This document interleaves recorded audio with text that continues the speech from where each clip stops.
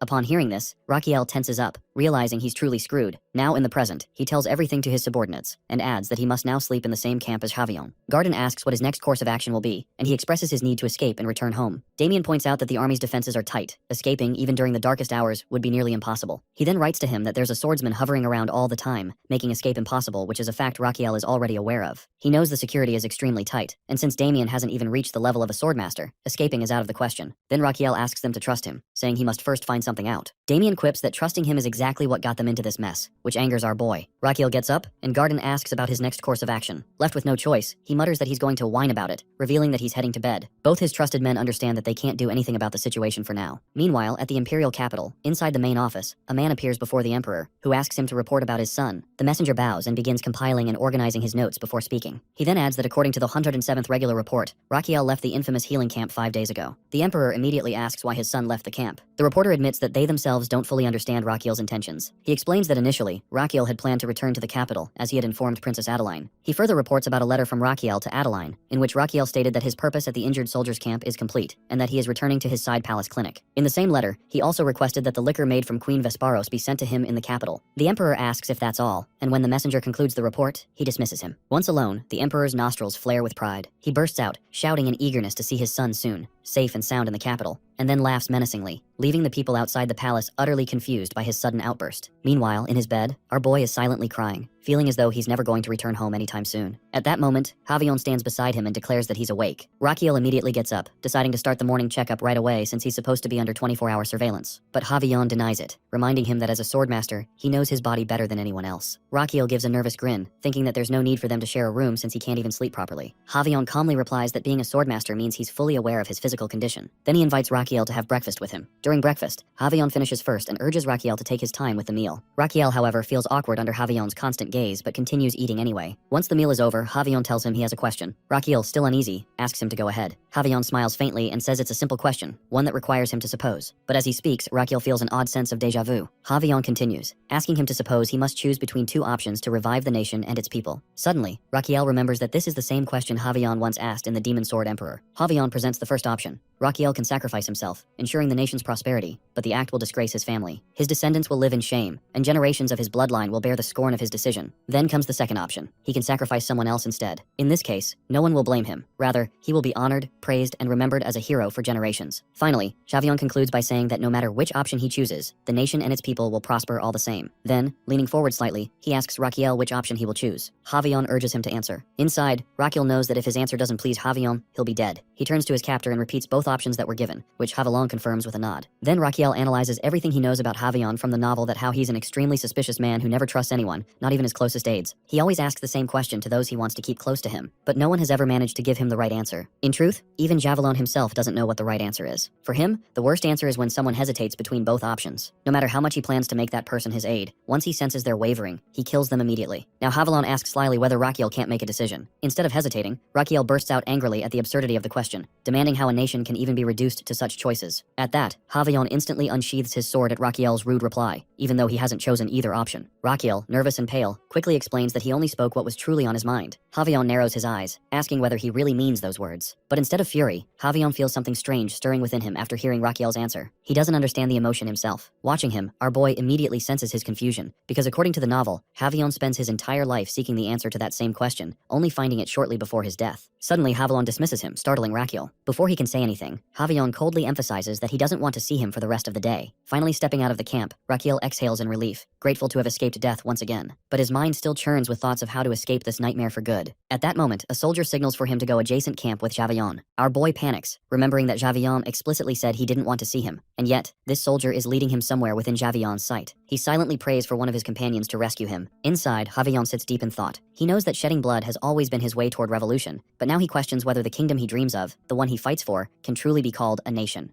When no answer comes, frustration consumes him. He crushes the wine glass in his hand, blood mixing with spilled wine, muttering how ridiculous it all seems. 3 days later, at midnight, Damien and Gardin keep a cautious eye on their master, who now stays in a tent adjacent to Javion's instead of sharing the tyrant's. Gardin whispers that they should help him escape soon. He's still appalled that the crown prince is serving a man like Javelin. Damien, however, admits their helplessness. They can only trust Rakiel's judgment for now. Just then, a guard becomes alert to their presence. Damien quickly mimics the sound of a cat, and the guard, convinced it's a stray, relaxes and walks away. Hiding again, Damien sighs to Gardin about how ridiculous their situation has become. The next morning, our guy peeks his head out from his tent and spots the guard stationed outside Javion's camp, meaning Javion is inside. No one has come looking for him in 2 days, which he takes as a possible chance to escape. He listens a remark from Javion that he'd like to go for a walk. Next moment, he's greeted by Javion himself, who orders the guards to stay put. Then Javion fixes his sharp gaze on him and asks what his true intentions are for staying like this. Rakiel freezes, realizing his supposed freedom might have just ended. After a while, they are standing at the edge of a cliff, our boy huffing and panting because this walk turns out to be more like hiking. Javion stands tall beside him, gazing into the distance before speaking. He admits that he has been thinking about Rakiel's rude answer but has ultimately rejected it. Rakiel notices he's still conflicted. Javelin continues, declaring that any form of sacrifice, whether of oneself or others, is noble. whether it's done willingly or forced by circumstances. The weight of spilled blood, he says, is what makes their revolution sacred. Our boy thinks he's spewing nonsense, but he can't say anything. He knows Javion learned these ideas from someone else, which is why he struggles to accept anything that contradicts them. Still, Raquiel doesn't bother arguing. His focus is on finding an opportunity to escape. Awkwardly, he changes the topic by asking about Javion's injured hand. Javelon lies that it's just a small mistake during training. Raquiel doesn't buy it. A swordmaster like him wouldn't make such a blunder. He insists on checking it, reminding him that he's his personal physician, but Javion is too proud to let anyone tend to such a small wound. Raquiel grumbles under his breath at his patient's stubbornness. To ease the tension, he awkwardly comments about how nice the breeze is. Javion immediately corrects him that there's no breeze around them. So Raquiel tries again, rambling about the dust and the air, trying to sound casual. Javion watches him quietly, realizing how completely opposite Raquiel is from him, and how unlike any of his subordinates. Strangely, he starts to feel at ease around him, even though they've only spent a few days together. He wonders when he last let his guard down like this, or if he ever has. His thoughts drift back to Raquiel's earlier answer, and he wonders if perhaps it was the right one after all, but he's just too proud to admit it. Looking at Raquiel, he begins to question their relationship. Will this man become a close aide, a trusted subordinate, or something else entirely? A strange idea forms in his mind whether it is friendship. With that realization, for the first time, Javion opens up. He admits that he once wanted to be a painter. Raquiel is taken aback by the sudden heart-to-heart confession. Staring at the horizon, Javion reveals that his childhood dream was to pursue art, and he was actually decent at it. Raquiel then asks why he chose to wield a sword instead of a brush. Javion answers casually, saying it was because of his father's abuse. He reveals that his father used to whip him to beat the art's passion out of him. Both father and son were too stubborn to give in. Finally, Javion reveals that they made a bet. If he passed the entrance exam for art school, his father would let him pursue painting. If he failed, he'd follow his father's dream instead. Raquiel guesses he failed, but Javion corrects him. He passed. His father, however, used his influence to have the acceptance revoked permanently. 10 days later, his father died. Raquiel freezes, realizing the implication and wondering if Javion killed him. Javion neither confirms nor denies it, only smirking and leaving the truth to Raquiel's imagination. Raquiel finally understands the deeper meaning behind Javion's words, and it only increases his desperate need to escape. Seeing his troubled expression, Javelon assumes he's simply bored with his story. Raquiel awkwardly tries to deny it, but Javion isn't someone who believes anyone could actually be interested in his tragic childhood. Then, Javion suddenly extends his hand. The wound is worse than before. Raquiel, caught off guard, tries to play it off, saying it looks fine, but when he examines it closely, his expression changes. The wound shows the early signs of cellulitis. He informs Javion that he'll need to perform a thorough diagnosis. Activating his pulse check skill, he scans Javion's body, reading the detailed medical data. His eyes widen in awe at Javion's insane physique. But then, something else catches his attention in the report. A slow smile forms on his lips. He's found it, an opening to escape. He studies the diagnostic report with quiet focus. The readings reveal a severe case of chronic neurogenic migraines that demand complete rest and reduced emotional stress. Yet what captures his attention most is a serious warning that if the symptoms continue to worsen despite consistent treatment, all current activities must be stopped immediately. The discovery takes him by surprise. In the records of Javion's life in a novel, there is never any mention of such an illness. He can't believe that someone like who is great strategist and a financial prodigy suffers from a long-term neurological disorder, and no one has ever known.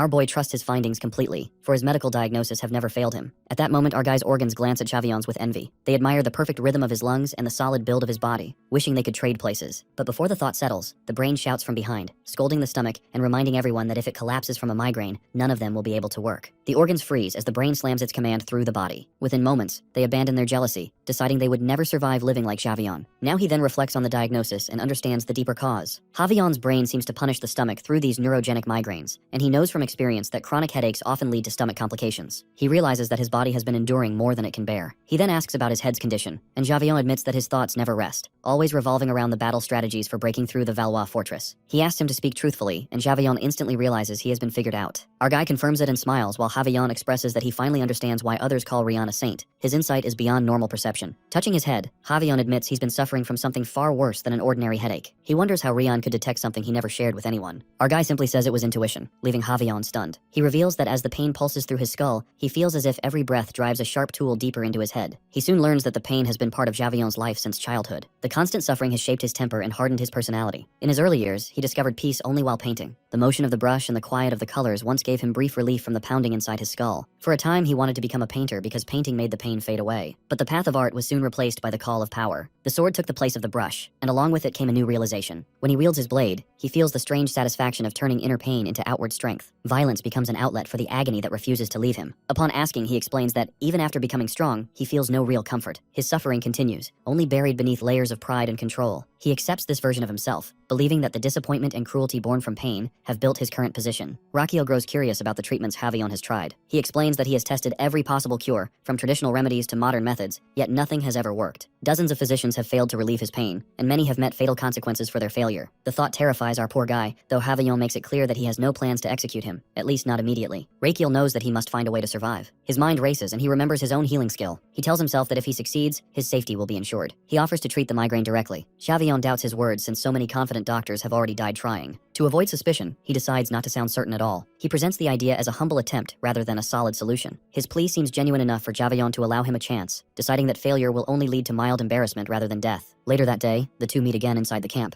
Havillon sits in a chair while he stands behind him, lifting his hands in preparation. He quietly wonders whether Rion can truly relieve pain as he channels his energy, placing his hands gently near Havillon's head. As he inquires what is doing, Outguy tells him to be quiet as this step is crucial. A calm rhythm escapes his mouth as if he chants his skill name as he activates My Hands Are Healing Hands skill. Suddenly Havillon can't believe that he feels so relaxed unlike ever before, and he's shocked at this skill. He reminds him to keep his focus and asks what it's like to live without the endless pain. Havillon hesitates, admitting he isn't sure how it feels. The sudden absence of it seems unfamiliar, almost unsettling. Without knowing why, his eyes fill with tears, and he breaks down, saying he never thought Rion would truly manage to end his headache. However, our dude then informed that it's too early to celebrate, and warns him that the treatment he received will stay only for a single day. Havillon looks startled that his headache will be back by tomorrow. He confirms it, but reassures him that the pain can be removed every morning through his treatment. Havillon asks if this means he will remain free from pain until morning. He confirms, while warning him only not to oversleep and miss the next session, so he exhales in relief, declaring to rely on him again the next day. Inside him, Rakiel thinks the situation is unfolding just as he wants. The more Havillon depends on his healing, the more control he gains. Once that dependence is complete, he plans to slip away unnoticed when the time feels right. Outwardly, he keeps his calm tone, assuring Havillon not to worry. Every morning, our dude repeats the same process with his captor. He places his hands over his head, letting a soft current of power ease the pain until it disappears entirely. He observes him with deep respect, believing that such kindness could only come from a saint. When he finishes, he announces that the treatment is done. Havillon feels a sense of calm wash over him, and admits that life without Rion's help would be unbearable. Meanwhile, he silently notes that everything is proceeding exactly as planned. Later that day, after another session, he tells Havillon that he has something important to share. When he asks what it is, he explains that he must perform a sacred prayer that night to maintain the strength of his healing. He listens intently as he continues, saying that the power he uses each morning is granted by the heavens, not freely his own. He explains that during the full moon, he must offer clear, cold water to the moon from its rising until it sets. If the ritual is not completed, the blessing will fade, and his healing gift will vanish for a full month, until the next moon cycle. His eyes widen at the thought, and he asks if that means he will truly lose his power. He answers seriously, swearing on his honor that it is true. He adds that the prayer must remain unseen, and if anyone witnesses him during the ritual, the blessing will disappear instantly. A wave of unease runs through Havillon as the idea of losing Rion's healing terrifies him, and the thought of that unbearable pain returning feels impossible to face. He calmly says that this is why he needs a hidden place where he can pray without being disturbed, asking Javillon to arrange it. Though anxious, Javillon agrees, saying he will prepare the location himself. When he gives the exact place, Havillon nods, insisting that thanks are unnecessary since he is the one in debt. As they separate, he reminds him that no one must look toward the prayer site once the ritual begins. Havillon assures him that he will wait below with his guards, and that the place will remain undisturbed. Our dude false promises to return the next morning after the prayer and tells him not to worry, and he will not escape, as his duty to Javillon remains. They clasp hands before parting. That night, Rakiel sits in silence before a bowl of water, gazing at the moon above. He begins to chant in a low, steady voice, his words carried by the night wind. Nearby, the soldiers whisper among themselves, puzzled by the ritual. One murmurs that it must be some divine prayer. Another admits he cannot understand what the saint is doing. He keeps chanting under the dim glow of the moon until dawn begins to break. As morning light spreads across the sky, the soldiers suddenly rush to Havillon, shouting in alarm. One of them stammers that the physician Rion has vanished without a trace. Havillon stands frozen, his mind unable to grasp the sudden disappearance. Last night, our dude chants his so-called ritual verses beneath the pale moonlight, just as he believes his plan is unfolding smoothly, and behind him the soldiers stand guard. He smirks inwardly, certain his escape will succeed, but the ground suddenly gives way beneath his feet. Before he can react, he plunges into a pit, shouting for help as he crashes down into a cage. Garden and Damien rush toward him, calling out in alarm. Garden yells that they arrived exactly as informed. Earlier, in the northern region, Gosium had carried a letter from him to Gardan and Damien while Javillon was away. In the letter, he revealed his escape plan, telling them to meet in the small forest beneath the cliffs before dawn. Although the message had confused them at first, they now understand its purpose. In the present, Damien asks how he even knew about the hidden cave within the hill. He calmly replies that spending so much time near Havillon allowed him to learn the terrain in detail, and even things he never cared to know. Damien is surprised by his memory. Inwardly, our guy knows it is a lie. In the novel's events, Damien had actually discovered this place during the Great War between Javillon and the Empire. He then urges them to move quickly toward the kingdom's army stationed near the Central Plains. Once behind the cave, Damien questions whether the location is truly safe. He assures him that both the kingdom's forces and the rebels keep this area under watch, which ironically makes it the safest spot. Neither side can move freely here. He points at the map, explaining that visibility is clear in daylight, and they should rest until nightfall. Morning comes quietly, but their peace shatters when a commanding voice echoes across the field, calling for Rihan. It announces that the physician is hiding nearby. None of the horses have been taken, and escape on foot would have been impossible under their surveillance. Our terrified boy instantly recognizes the voice as it belongs to none other than Havillon. He declares that despite his betrayal, he is willing to forgive him once out of goodwill. He proclaims he will not take a life for this offense, but demands that Rion step forward before he finishes counting to 3. Inside the imperial castle, the emperor and his subordinate hear the distant roar and realize it is Havillon's voice. Our guy whispers to his companions that if they reveal themselves now, they will be dragged back with their legs cut off. Gardin shivers at the thought, but he reassures them that if Havillon makes a move, the kingdom's army will retaliate immediately. The voice booms as he counts 1, 2, 3. Nothing happens at first. Our boy assures them that they are safe, but then a sudden heat surrounds them. Flames light up the ground, and he shouts in panic as he peeks out of the rock. The entire army has drawn flaming arrows, launching them in a storm of fire that sets the land ablaze. Our physician's expression twists in disbelief at the sight of the inferno. Damien warns that if they stay any longer, they will burn alive. His thoughts spin wildly, his heart pounding under the weight of fear. He orders them to run northeast. Damien hesitates, asking if that means toward Amboise. Garden protests that the route is dangerous, but he insists that they lied to the princess and made it this far, and getting caught now means certain death. The fire spreads fast, carried by the wind from west to east. He explains that running directly away will only let the fire catch them, so they must move at a right angle to the flames, and there is no time to argue. Suddenly fire bursts before them, and from within the flames, Havillon appears. Rage burns in his eyes as he accuses Rion of betrayal. He raises his blazing sword, ordering his imperial guard to advance. His voice cuts through the chaos as he commands them to sever their legs so they can never flee again. The soldiers surge forward, their weapons gleaming under the burning sky. From the castle window, the emperor watches the distant flames rise and questions what could possibly drive Havillon to such madness, burning his own land and shouting through the air as cavalry charges below. His subordinate squints through the thick smoke, barely making out 3 small figures. He reports that they appear to be ordinary men, nothing more. The emperor ponders this, asking what words Havillon had shouted before the attack began. The subordinate replies that Havillon must have manipulated the mana in his voice, concealing the exact words. The emperor interprets it as a psychological tactic meant to unsettle them. He agrees, saying they must not falter in this battle of wills. He offers to lead a rescue team for their people being chased by the rebels, but the emperor declines, stating that the subordinate must remain by his side. Instead, he will send Adeline and the royal guard. Her leadership will serve as a strong symbol for their people. Soon after, Adeline mounts her horse and orders the royal guard to prepare for battle. She unsheathes her sword, her determination burning as she commands them to ride northeast. Her thoughts focus on those she must save. She silently thanks Raquiel for the strength she now carries. Because of him, she has found the courage to stand firm and protect others. No matter where he is, she hopes he is watching her. She vows never to forget the debt she owes him. As she rides through the smoke, her eyes catch a familiar silhouette ahead, a figure with a strong, distinct profile. She recognizes instantly that it is Raquiel. He calls out to his companions, urging them to move together. Adeline calls his name, inquiring why the crown prince himself is standing there. Adeline fixes her gaze on our guy who nervously looks back at her. She demands to know the reason for him being there and orders her guards to keep their positions. He forces out a nervous laugh, masking his tension with a casual remark about their unexpected meeting before turning the question back on her. She confronts him for lying and asks for the reason. He tries to justify his actions, saying there were reasons behind everything he did, but Adeline doesn't let him continue. She reminds him that it has been more than 10 days since his last letter. No word, no farewell, nothing. She had believed he had already been to home, yet now he stands here, hunted by rebels. Her eyes fall on the emblem stitched onto his coat, and a realization rushes through her. That mark can only mean one thing. He has been among the rebels all this time. Her voice hardens as she accuses him of betrayal. He admits that he was indeed with the rebel command and claims the time spent there had its benefits. Still, he insists that his actions were just a sacrifice for a cause greater than himself. She questions his definition of sacrifice, and he explains that he had infiltrated the enemy ranks, risking his life while keeping his instincts sharp, always waiting for the right moment to strike from within. His goal was to serve the kingdom in any way he could. Adeline finds it difficult to grasp the extent of what he has endured. Garden's voice cuts through the air, urging them to stop arguing and points out Havillon at the front of the charge, heading straight for them. He then crouches behind Adeline and orders her to mount Damien and Garden on their horses and send them ahead while she stays back to cover their retreat. Garden gives a quick answer, ready to follow orders while others tremble in fear. He urges her that they can settle this later, but right now, escape is their only option. Adeline, however, remains calm and confident. She insists there's no need to fear when their forces double the rebels. In her mind, this battle is a chance to wipe out the enemy and strengthen her army's morale through victory. He shouts in fear, warning her that confronting them now means certain death, because Havillon himself is leading the attack, and he's after him. Confusion flashes across her face as she wonders why Havillon would go to such extremes just to catch him. He answers bitterly that he's become the most precious person in Havillon's life. Adeline looks out at the battlefield, the fire spreading fast as the enemy forces close in. The delay has brought them too close for comfort. If Havillon truly leads the cavalry, retreat isn't an option anymore. They'll have to fight. She draws her sword and commands her troops to gather behind her. The soldiers obey immediately, forming up in tight ranks. Our guy catches her arm trembling as he begs her to run, but she refuses, declaring they need to buy time for the others to run. She raises her voice and orders the second and third lines to ready their crossbows. At her command, they aim carefully. When she shouts to fire, a storm of arrows cuts through the air. One spear flies straight at Chavillon's horse, but it rears up, narrowly avoiding it. More arrows follow, striking down enemy riders. Adeline then commands a full retreat. The soldiers surge forward, guarding her as they pull back. For a moment, she believes the attack has bought them enough time to flee safely. But then a noise makes her turn. Her face goes pale when she sees Javion stepping out of the smoke, with a cold smile on his face. Our dude feels his chest tighten as Javion's grin looks completely deranged. In the next instant, he vanishes from his horse. He yells that Javion disappeared, but before she can react, the ground erupts in front of them. Javion crashes down with explosive force, shaking the earth. Both of them tremble in fear, and Javion's burning eyes lock onto him as he demands to know if tricking him was worth it. Drawing his flaming sword, he vows to make sure Rion never runs again. Then with terrifying speed, he lunges forward. He feels death closing in, his entire body trembling. But before Javion can strike, Damien leaps in front, blocking the attack. Their blades collide with a blinding flash and a burst of power. Javion studies him briefly, realizing this opponent is strong but not enough, perhaps only a mid-level swordsman at best. His sheer force pushes Damien back, but he holds his ground and attacks again. Javion meets him head-on, his sword slicing through the air as Damien barely dodges. High above, Rakiel hovers momentarily, helpless as he watches. He knows Damien can't possibly win against Javion and should run while there's still time, but he himself is in no condition to help. That thought barely forms before he loses balance and drops, falling straight into Adeline's arms. She steadies him and commands him to get up and explains that the soldiers are buying them time. They must run. But he refuses to leave Damien behind. She insists that staying will only lead to more deaths, and they can't risk everyone for one man. His mind races that this isn't just about Damien's destiny or his role in this world. It's something deeper, something he can't speak of. If he ever revealed the truth, the one who created Damien would intervene, and that must never happen. He calls out to Adeline and she looks at him expectantly. He tells her that saving everyone now depends on her. Confusion flashes in her eyes as she asks what he means. He says with quiet urgency that from this moment onward, she must follow his instructions exactly, and asks for her will. He explains their strategy, whispering in her ears, and her eyes widen in disbelief. The impossibility of what he suggests hits her all at once. He simply reassures her that it's possible, holding her hands while she finds him completely insane, and he turns back to watch the army. His thought wanders how some events in this world carry consequences that outweigh their benefits. Not every transformation brings improvement. Some things seem like they're creating something better, but they're really just destroying everything. Chaos pretends to be progress, but it's really just making things worse. The Dark Sword Emperor represents both ruin and rebirth, with Damien standing at the very heart of this cycle. Amid the wreckage of a collapsed empire, where order no longer exists, Damien grows stronger. He shatters the world again, reshaping everything from the fragments. This burden becomes his destiny, and he accepts it completely. Rakiel's thoughts drift back to his strategy. He realizes that abandoning Damien's development, trapping him in an inescapable crisis, might trigger his true awakening. Once that being emerges, the entire world faces its end. This understanding drives every decision, creating fake excuses to keep Damien away from the arena, maintaining him close by at all times. He endures countless chaotic situations, but keeping Damien nearby prevents him from facing the same trials described in the novel. Despite all these precautions, the situation still spirals toward disaster. Rakiel forces himself to regain composure as fear serves no purpose now. The chaos in Cremo pales in comparison to what Damien's awakening might unleash. He turns toward the princess, checking her readiness. She hesitates briefly, needing just another moment, then confirms she's prepared. The battlefield erupts around them. Swords clash violently as armies collide. Damien faces Javion, and Damien is completely enveloped in mana. Javion questions whether exhaustion has begun to set in, then launches his next assault. The force of his attack makes Damien reconsider everything. Initially, it seems like pure defense. Damien simply blocks each strike, but something else becomes clear. Every single time, by the smallest possible margin, Damien slips through the attacks, avoiding the full impact, and the precision seems impossible. Javelin recognizes this pattern. Some fighters possess this quality. They never stop evolving. The battle itself makes them stronger. The realization creates urgency, and crushing Damien now becomes the only option before he grows beyond reach. Javelin repositions his sword, testing a new approach. His speed increases dramatically. In one fluid motion, he appears behind Damien, striking from an unexpected angle. Yet somehow Damien blocks this too. The sword hits the ground instead, the impact revealing Damien's monstrous strength. Javelin's disbelief grows as dodging that particular strike requires extraordinary reflexes. He acknowledges Damien's endurance but declares the fight nearing its end. Damien steadies himself, insisting he can still continue. He dismisses this as empty courage, and their swords collide once more. Something shifts in that moment. Javelin suddenly snaps his movement, launching Damien backward with tremendous force. Damien crashes into rock, and Javelin approaches to finish things, calling the entire exchange boring. As Damien lies against the stone, Javelin raises his weapon for the final blow. Strange thoughts fill Damien's mind. Never did he imagine dying in such a place. Yet as the sword descends toward his heart, something feels wrong. Time seems to freeze and the weapon moves closer, but fear doesn't come. Instead, an odd calm settles over him.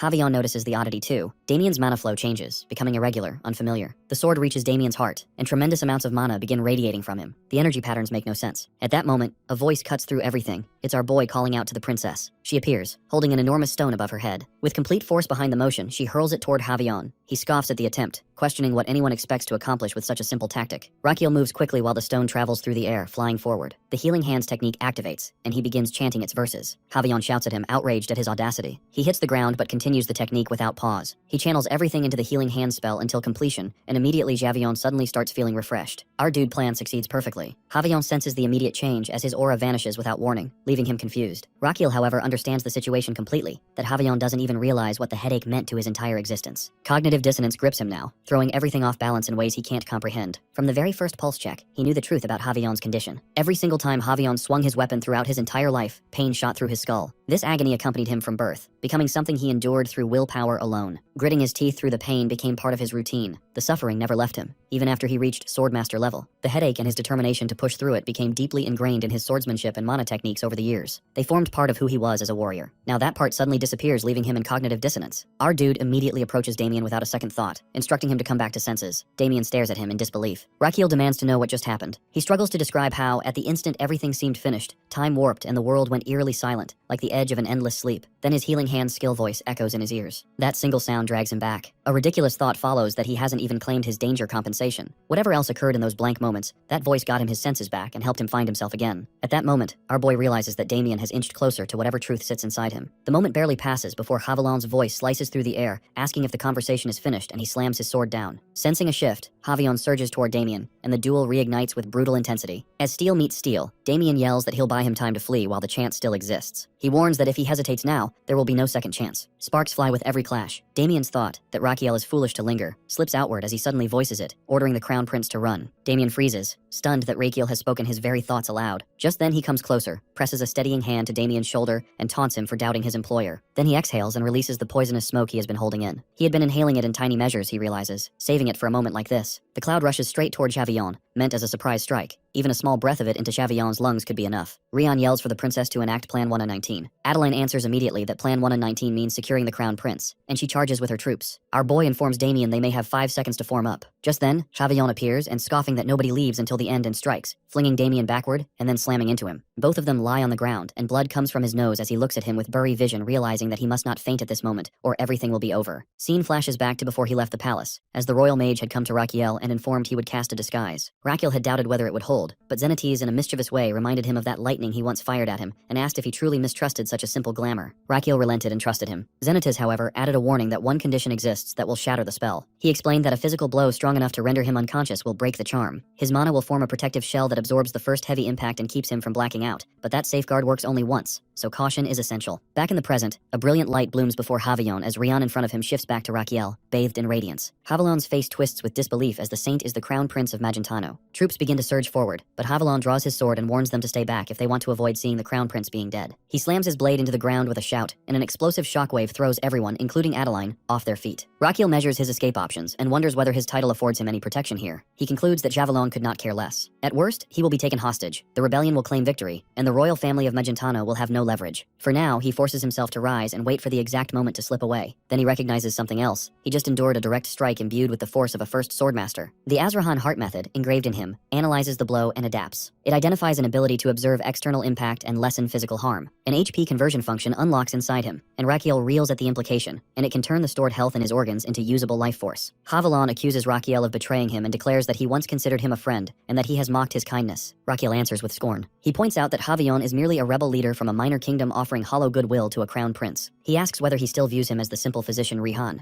The old kindness was never friendship. It was possessive, obsessive behavior disguised as care. He tells Javion to stop humiliating himself and back away while he still can. Javelon responds that he never wanted things to end this way, but warns him that in this city, no one will recognize him as the crown prince. He raises his sword, declaring that if he kills Adeline and her guards, no one will remain to witness it. Rakiel asks about his intention of cutting his leg still, but Javion insists he can keep him captive forever and bring down the empire. Rakiel calls him insane. Javion demands to know why Rakiel doubts him. His aura of darkness as he raises his blade, but just then, his hands begin to tremble. Rakiel meets him with a calm smile and answers with a single word, unbreakable. Rakiel activates the Azrahan breathing technique option called immovable, which provides him with 5 minutes of protection. The firm durability of his mana circle shields his nervous system completely, ensuring that no matter what impact he receives, he won't faint or lose consciousness during this period. The time remaining until the effect wears off shows 4 minutes and 59 seconds on his status. He reflects on how he gained this immovable option by enduring Adeline's shockwaves 500 times, and now for the next 5 minutes, passing out becomes impossible no matter what damage he takes. Javelon attacks him with tremendous force. The strike lands, and Rakiel's current HP drops dramatically to 130 out of 300. He realizes that just one hit caused this much damage, understanding that Javelon it as a high level, and without using immovable, he would have fainted instantly from that single blow. Now the situation demands that he use HP conversion right away. He activates 170 HP from his reserves, and those points get restored immediately, bringing his HP back to full 300. The system confirms it works perfectly. This functions like a cheat code for survival. Now that he's taken a hit and survived, things don't seem quite as bad anymore. He then mocks mocks Javelin, taunting his swordsman skills, and he watches him closely and senses something strange because Rakiel blocks 2 strikes aimed straight for his legs, each strong enough to sever them instantly, yet no mark appears where the blades meet. Then our boy mocks him with loud taunts, claiming that for a supposed swordmaster, his strikes seem weak. Deep down, Rakiel knows he only needs to keep Javelin distracted for a little longer so Damien can recover. He continues to provoke him, urging him silently to stop holding back and show his true strength. Javelin rushes forward with incredible speed, claiming he won't fall for such simple tricks. His sword lands with tremendous power, and Rakiel's HP drops sharply, falling to 190 out of 300. Without hesitation, he activates his conversion technique, restoring 110 HP instantly and returning to full strength. He smirks to himself, thinking that a real man always fights at full HP, no matter how dangerous things get. Suddenly, a barrier forms before him. He feels the shift in temperature and realizes that eternal frost has activated again. The Asurahan breathing technique automatically generates this barrier when infused with mana. He understands that to control it properly, he must draw in mana from the surroundings and reinforce the ice barrier. He focuses his breathing, letting the mana flow into his body, through his muscles, fascia, and nerves. His senses heighten sharply, and every sound and movement becomes clear as crystal. Javelin comes again, determined to end it with one more strike. Rakiel senses exactly where the attack will land, and as the sword descends, he channels his technique and forms a massive shield. The collision causes a huge explosion, shaking the ground. Smoke fills the air, cutting off his vision completely. He struggles to find Javelin through the dense haze. The system activates his skill, which is meridian scanning, that locks onto Javelin's position automatically. Rakiel tracks him through the smoke and quickly notices the attack pattern. The downward slash serves as a deception, while the real strike comes upward. Javelin swings hard, but Rakiel's barrier holds firm. He laughs faintly, taunting him that for all his talk, Javelin's power isn't that impressive anymore. Every move he makes feels predictable now. At that moment, a system message flashes before him, announcing that during this extreme battle, he has refined the breathing technique to a higher level. The skill evolves into breathing technique, single circle, level 7.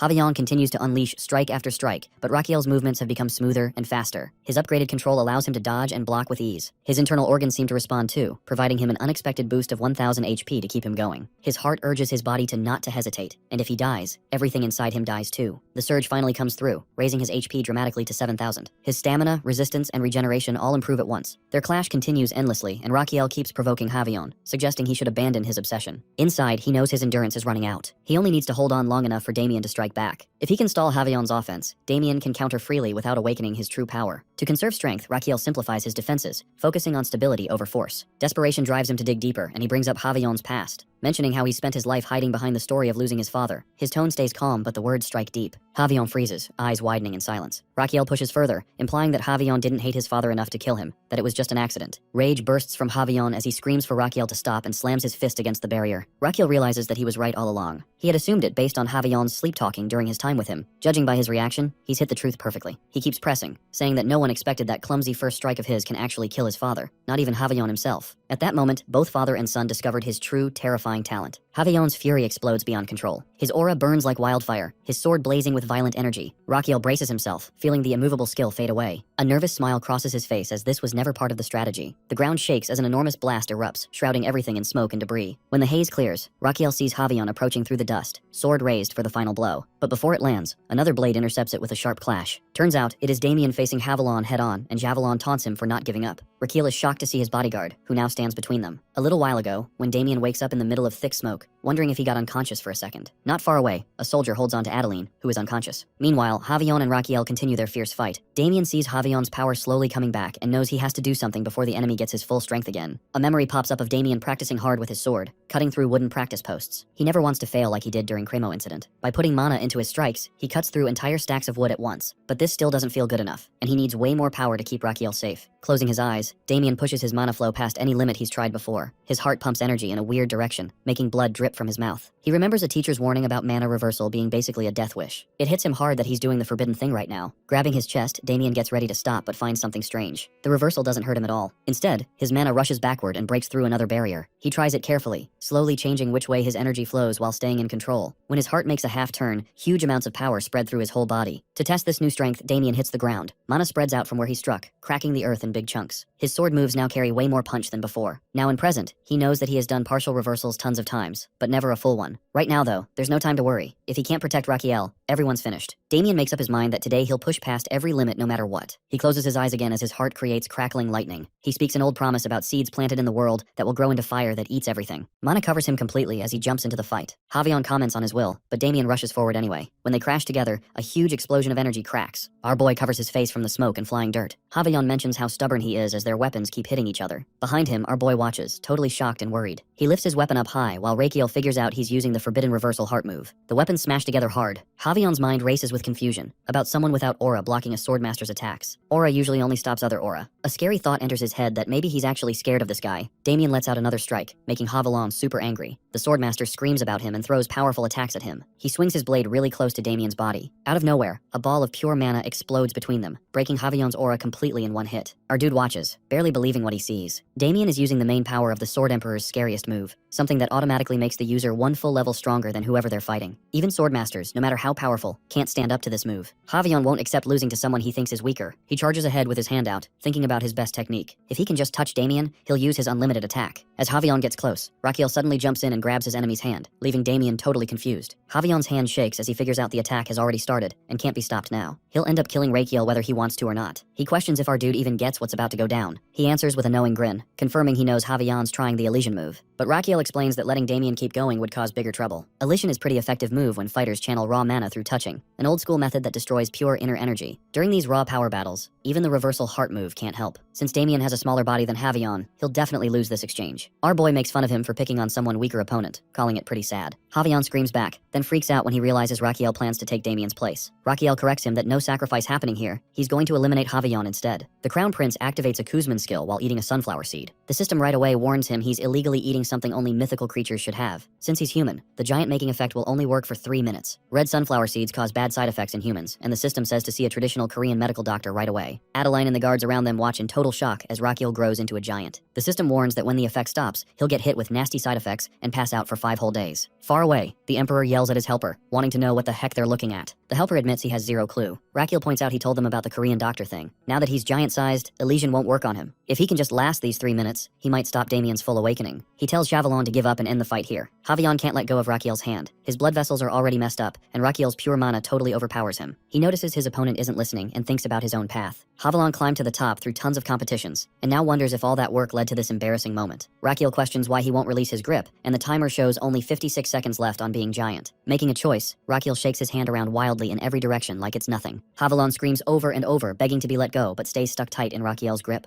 Rakiel decides on a perfect fix, and with a finger snap, throws Haviland far away. The rebel leader rolls across the ground before crashing into rocks in the distance. Rakiel celebrates breaking his own record. The princess comments on how nicely things turned out now that the fighting stopped. Haviland's sword sits on the ground, forgotten. The timer hits 0, and Rakiel goes back to normal size, finding timing worked great. He feels relieved, though kind of dizzy. His bigger worry is whether his bodyguard is okay. Before he can check, Rakiel's body starts shaking. Calling out Damien's name, he falls into his arms, barely managing to question if Damien's alright. Damien catches him in shock, right away asking about his health instead. Our boy's eyes flutter open as someone keeps repeating his name. When he looks around, he finds himself dressed fancy with Princess Adeline gripping his arm. Confusion fills his mind about what's happening. The princess informs him it's time to head on stage, which only adds to his bewilderment. As he reaches the stage area, the host announces him as a star and appreciates all for the wait. The crowd erupts in applause, with people everywhere offering congratulations. The screen displays a message about reaching double circle level, which catches Rakiel completely off guard. Even more shocking, the notification shows that Slot 2 has unlocked and Slot Fusion has been added. Garden behind a bar, casually shaking a bottle, explains how Slot Fusion works. The feature lets users combine materials stored in different slots accurately. He demonstrates by creating a glass of wine effortlessly. Our boy's mind races, wondering if this whole thing is some kind of dream. The scene shifts abruptly, and he now stands in an empty hall facing Damien, who questions what Rakiel did to him. Rakiel nervously denies doing anything wrong. Damien presses harder, demanding answers about what happened while holding a bloodstained sword, and accuses him of knowing everything from the beginning. Rakiel tries explaining that he only wanted to keep Damien safe. Damien moves closer, repeating his demand for truth. Our guy attempts to respond but discovers his mouth feels taped shut, preventing him from speaking. He realizes this isn't really Damien, but something inside questions him. As Damien raises the sword, Rakiel understands what's coming. The blade slashes across his throat, making him think about his death. The vision shatters and Rakiel jolts awake, screaming nervously as he shoots up from his bed. His shouts fill the room uncontrollably. Damien sits nearby on the bed, questioning if Rakiel did this deliberately. He makes a nervous face while wondering if Damien is still in an awakened state. Damien, covered in injuries and bandages, mentions that the nightmare just now won't make him forget about his hazard pay. This comment shocks Rakiel, but also brings relief that Damien's first thought involves getting money from him. This proves it's actually Damien acting normal. Rakiel pleasantly questions what he takes him for, while thinking how happy he feels. He then requests Damien's hand. When Damien questions why, Rakiel explains he wants to check the pulse, and Damien wonders about the sudden request. Rakiel's real reason involves checking how far the reversal heart technique awakening has moved forward, and he mentions knowing Damien reached advanced sword expert level. Damien questions how Rakiel figured that out. Rakiel reminds him about his skills, and he recognizes the symptoms from their first meeting, and warns him that insomnia increases and nerves become more sensitive at this rate. Damien accepts this and extends his hand. Rakiel begins the pulse diagnosis diagnosis, and the comprehensive examination report labels Damien as human, which matches his expectations. Something definitely changed since their first encounter, showing the awakening is moving forward. The overall diagnosis reveals exceptional health, physically strong and balanced. However, severe insomnia appears. Leftover damage from the recent reckless mana reversal attempt shows up in the body, requiring medication and rest. Additionally, strange unidentified foreign tissue exists in the bloodstream. This tissue recently experienced rapid growth and multiplication, but for unknown reasons, its expansion has stopped now. Watching these results, Raquiel thinks at least the awakening paused for now. This probably happened because he took the hit from Javion's secret technique instead of Damien. As long as it doesn't move forward anymore, things should stay manageable. He firmly tells Damien never to attempt mana reversal again. Damien protests that he feels perfectly fine, but our dude refuses to accept this excuse, warning him not to be so stubborn. He adds that trying mana reversal one more time will finish Damien for good. He calls it wrong, and Raquiel suggests he should become the crown prince if he dislikes the rules. He then casually yawns and mentions that since the checkup finished, he needs a report covering everything that happened during his unconscious period, including what happened to Javion. Damien starts explaining, but another voice interrupts, offering to handle the explanation instead. Both of them turn and bow down as the Emperor of Amboise enters. He requests to speak with the Crown Prince alone. Now sitting before the Emperor, he listens as the ruler first expresses sincere gratitude for delivering justice against the cruel ruler who hurt the people. On behalf of his family, the Emperor offers thanks and welcomes him. This makes him happy, and a notification pops up mentioning all these things as the royal family expresses official gratitude.